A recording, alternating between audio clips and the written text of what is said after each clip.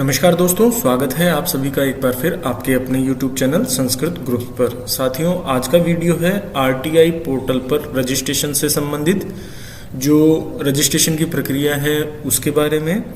Registration के बाद जो RTI पोर्टल पर आपको यूज़र ID पासवर्ड हैं उनसे कैसे लॉगिन करना है और कैसे RTI पोर्टल को मेंटेन करना है। तो चलिए शुरू करते हैं वीडियो। सबसे पहले सामान्य जानकारी से संबंधित तो RTI पोर्टल पर रजिस्ट्रेशन की जो प्रक्रिया है वो बहुत आसान है, बेहद सरल है। इसके लिए आपको RTI की हेल्प डेस्क की तरफ से जारी किया गया एक एक्सेल शीट का प्रारूप है जिसको प्रारूप बी कहते हैं। उस प्रारूप बी को भर करके rti helpdesk@rajasthan.gov.in पर ईमेल करना है। जिस भी संस्था से रजिस्ट्रेशन करवाना है उस संस्था की ईमेल आईडी को उस संस्था की ईमेल आईडी से आपको ये एक्सेल फॉर्मेट भरते हुए और इस हेल्प डेस्क की आईडी पर मेल करना है। ध्यान रखिए, पहले RTI पोर्टल का अधिकार क्षेत्र या इसका दायरा काफ़ी सीमित था और अब इसको माननीय मुख्यमंत्री महोदय के निर्देशानुसार व्यापक और विस्तृत किया गया है। तो इसके अंतर्गत अब जिला, ब्लॉक और ब्लॉक के बाद ग्राम पंचायत स्तर पर भी इसका विस्तार किया गया है, जिसके अंतर्गत प्रत्येक ग्राम पंचायत मुख्यालय पर अब सीनियर सेकेंडरी या सेकेंडरी स्कूल है, चाहे वो संस्कृत एजुकेशन हो या सामान्य एजुकेशन हो, तो प्रत्येक प्रधानाध्यापक और प्रधानाचार्य जो कि DDO के रूप में अपना रोल निभा रहे हैं, तो उन सभी को RTI पोर्टल पर रजिस्ट्रेशन करना है। तो इसके लिए आपको एक्सेल का जो फॉर्मेट है वो भर करके फीड करना है, मेल करना है। कैसे उसकी फीडिंग होगी वो मैं आगे अभी फॉर्मेट को समझा दूंगा। इसके बाद आपको करना क्या है कि जब आप ईमेल कर दें तो आप ध्यान रखिएगा, एक बार इस हेल्प डेस्क नंबर 0141-2921-314 पर एक बार संपर्क जरूर कर लें और उन्हें आप द्वारा रजिस्ट्रेशन की गई मेल की जानकारी जरूर दे दें, ताकि रजिस्ट्रेशन की जो कार्रवाई है वो समय पर हो सके और इसमें अनावश्यक देर न लगे। क्योंकि काफ़ी सारे ईमेल्स आते होंगे तो उनको कोऑर्डिनेट करने के लिए, उनको टैली करने के लिए यदि आप फ़ोन कर लेंगे तो आपका काम शायद जल्दी भी हो सकता है। इसके बाद जो बात है वो ये है कि हेल्प डेस्क द्वारा ही सूचना अधिकारी को रजिस्टर्ड किया जाता है और इसके लिए ईमेल के द्वारा सफलतापूर्वक रजिस्ट्रेशन किया गया। इस संबंध में एक ईमेल भी भेजी गई ईमेल आईडी पर आ जाएगी। ठीक है, कैसे आएगी वो भी मैं अभी आपको दिखा दूंगा। और यदि इसके अलावा कोई आपको जानकारी लेनी है या समस्या है तो आप हेल्प डेस्क की लैंडलाइन नंबर पर संपर्क करके जानकारी ले सकते हैं। इसमें जो नई अपडेट मेरे को पता चली है वो ये है कि जो प्रधानाध्यापक या प्रधानाचार्य महोदय हैं उनको RTI पोर्टल पर रजिस्ट्रेशन के लिए जो फॉर्मेट है उस फॉर्मेट के अंदर टाइटल के अंदर तो लिखना है एक, जैसे टाइटल में मिस्टर मिसिज ये बता रखा था तो उसमें आपको लिखना है एक, और रोल वाले कॉलम में आपको APIO भरना है। APIO से तात्पर्य है असिस्टेंट पब्लिक इंफॉर्मेशन ऑफिसर, ठीक है, सहायक लोक सूचना अधिकारी को भर करके आपको हेल्प डेस्क पर भिजवाना है। RTI पोर्टल पर रजिस्ट्रेशन होने के बाद इसकी सूचना प्रमाणित करते हुए अपने उच्चाधिकारी कार्यालय को अवश्य रूप से अवगत करा दें कि भाई आपका RTI पोर्टल पर रजिस्ट्रेशन हो चुका है। आगे बढ़ें तो जो सामान्य प्रश्नोत्तरी है वो ये है कि यदि एक DDO या प्रधानाचार्य महोदय के पास विभिन्न संस्थाओं का भी DDO चार्ज है तो वो क्या करेंगे, जिन जिन संस्थाओं का चार्ज है तो उन सभी संस्थाओं की मेल आईडी से पृथक पृथक ईमेल भिजवाएं, यानी सबकी सेपरेट ईमेल जाएगी।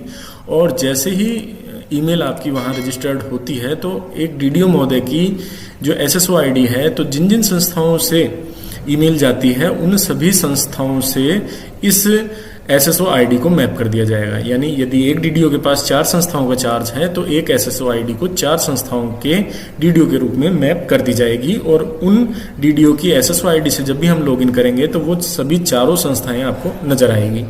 वो भी मैं अभी आपको वीडियो में प्रदर्शित कर दूंगा। इसके बाद यदि आपका स्थानांतरण हो जाता है या चार्ज समाप्त हो जाता है तो जैसे ही जो नए अधिकारी महोदय हैं उनकी सूचना आप एक्सेल प्रारूप में भिजवाएं। जैसे ही आप भिजवाएंगे तो पुराने अधिकारी के SSO ID को तो अनमैप कर दिया जाएगा और नए अधिकारी की SSO ID को मैप कर दिया जाएगा। और यदि ट्रांसफर होकर के आप किसी दूसरी स्कूल में जाते हैं तो संबंधित स्कूल से आप जैसे ही अपने बारे में मेल करेंगे तो पुराने अधिकारी का ऑटोमेटिक हटा दिया जाएगा और आपका वहां पर रजिस्टर्ड कर दिया जाएगा। इसमें आप ये और कर सकते हैं कि एक्सेल फॉर्मेट के साथ साथ आप चाहें तो अपना ट्रांसफर ऑर्डर भी इसमें संलग्न कर सकते हैं। तो इस तरीके से आपको ये रजिस्ट्रेशन की कार्रवाई करनी है। एक सामान्य प्रक्रिया है, उसके अंतर्गत आपको ये काम करना है। इसके बाद मैं बात करूं गाइडलाइन की, तो ये गाइडलाइन थी जिसमें एक्सेल फॉर्मेट के बारे में बताया गया है। ये एक्सेल फॉर्मेट के कॉलम हैं, 22 कॉलम की एक्सेल फॉर्मेट है जो मैं अभी आपको दिखाऊंगा। इसमें जो मैं बात कर रहा था रोल की, तो वो ये देखिए APIO assistant public information officer के बारे में है। ठीक है, तो आपको APIO के रूप में आपको यहाँ पर रजिस्टर्ड होना है। ये प्रिंसिपल और हेडमास्टर महोदय के लिए है, क्योंकि आप सहायक लोक सूचना अधिकारी हैं। यदि स्टेट लेवल पे कोई है अधिकारी आपके, तो वो SPIO के अंतर्गत रजिस्टर्ड होंगे। ठीक है, आगे बढ़ते हैं। अब बात कर लेते हैं हम फॉर्मेट के बारे में। तो ये है साथियों फॉर्मेट जो हेल्प डेस्क की तरफ से भिजवाया गया है। इसे फॉर्मेट बी के रूप में जानते हैं। सैंपल कॉपी है। इसमें सबसे पहले SR नंबर यानी सीरियल नंबर आ जाएगा, ऑफिस का नेम अंग्रेजी में, ऑफिस का नेम हिंदी में, टाइटल में आपको एक लिखना है, ऑफिसर नेम इंग्लिश में, ऑफिसर नेम हिंदी में। इसके बाद जो प्रिंसिपल महोदय है उनका नाम। ठीक है, एम्प्लॉय नंबर में आपको सिंपल एम्प्लॉय ही लिख दें, कोई दिक्कत नहीं है। जेंडर लिख दें, डेट ऑफ बर्थ लिख दें, डेजिग्नेशन प्रिंसिपल। ठीक है, तो आपकी डेजिग्नेशन नेम इंग्लिश में आ गई, यहाँ हिंदी में आ गई।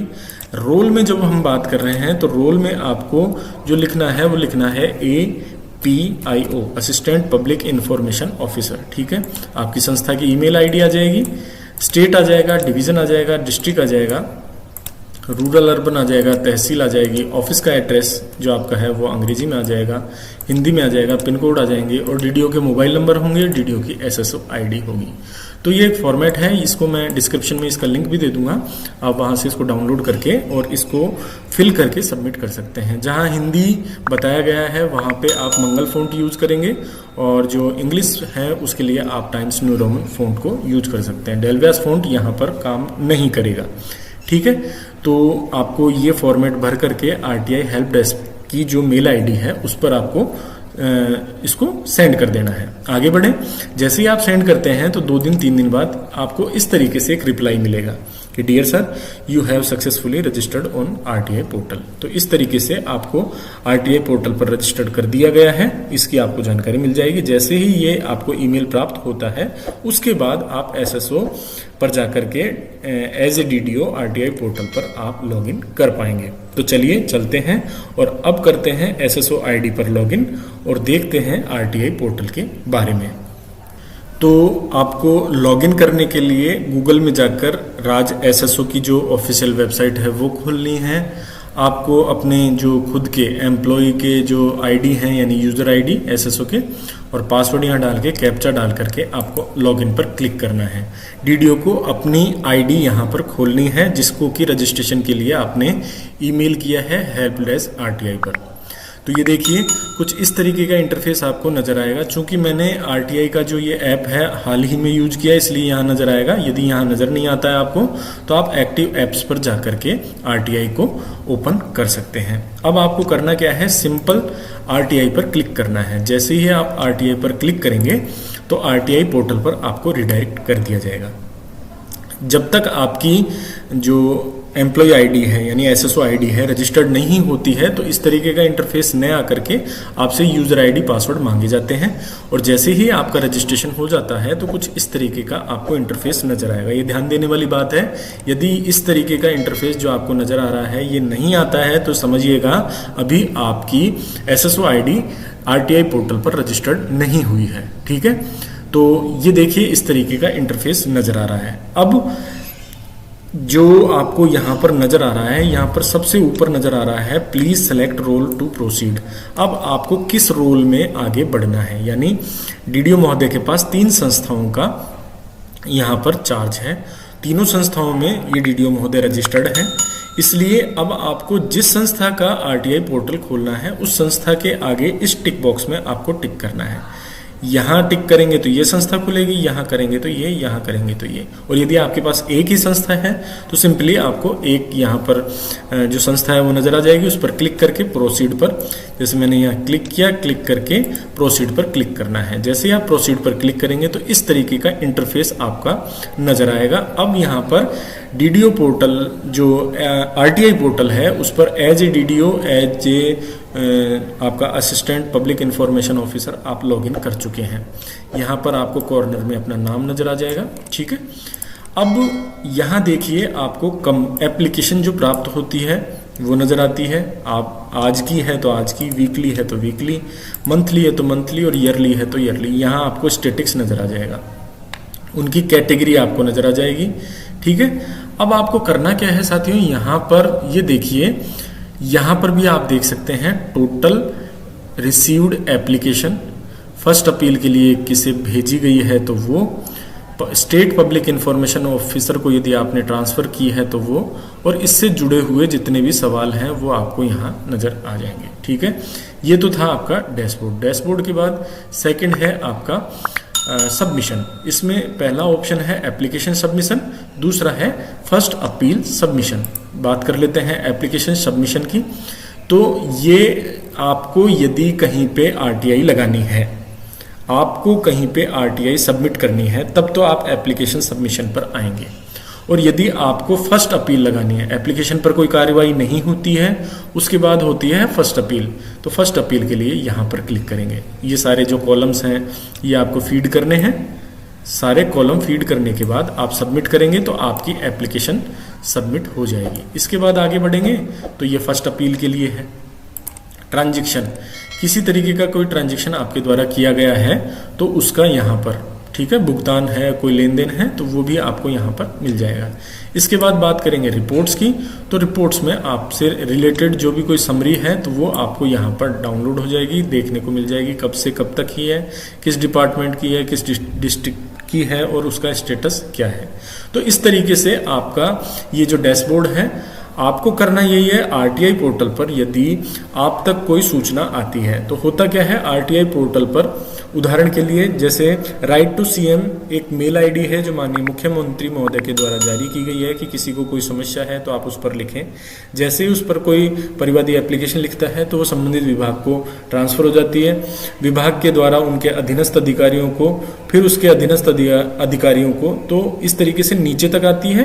नीचे आने के बाद वापस उस पर कार्रवाई होती हुई वो ऊपर चली जाती है। तो एज ए आप एपीआईओ इसको देखेंगे और इस पर यथोचित कार्रवाई करते हुए उसे आगे फॉरवर्ड करनी है या उससे संबंधित टिप्पणी लिखते हुए आप इसे डिस्पोजल कर देंगे। तो ये है तरीका आरटीआई पोर्टल पर काम करने का। आशा करता हूँ दी गई जानकारी आपको पसंद आई होगी, वीडियो आपको पसंद आया होगा और जो ये मेहनत है वो आपको पसंद आई होगी। तो रिक्वेस्ट वही है चलते चलते, यदि अभी तक आपने चैनल को सब्सक्राइब नहीं किया है तो चैनल को सब्सक्राइब जरूर कर लें ताकि इसी तरीके के वीडियोस का नोटिफिकेशन मिलेगा आपको सबसे पहले। ठीक है साथियों, नमस्कार।